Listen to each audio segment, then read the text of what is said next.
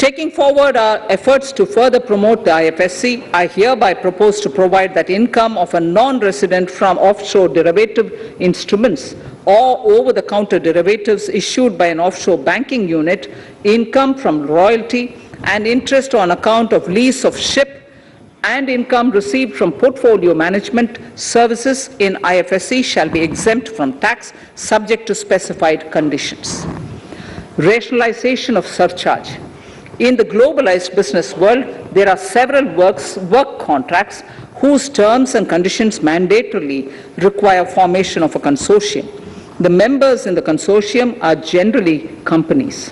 In such cases, the income of these AOPs has to suffer a graded surcharge up to 37%, which is a lot more than surcharge on the individual companies.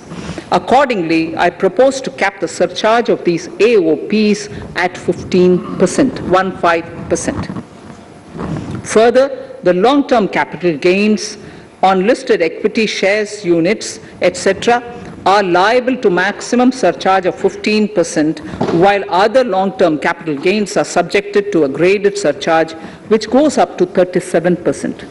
I propose to cap the surcharge on long-term capital gains arising on transfer of any type of assets at 15%. This step will give a boost to startup community, and along with my proposal on the extended tax benefits to manufacturing companies and startups, reaffirms our commitment to Atmanirbhar Bharat.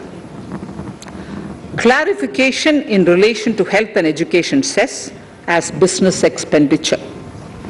The income tax is not an allowable expenditure for computation of business income. This includes tax as well as surcharges.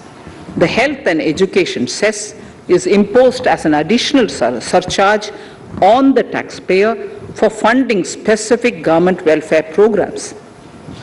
However, some courts have allowed health and education cess as business expenditure, which is against the legislative intent.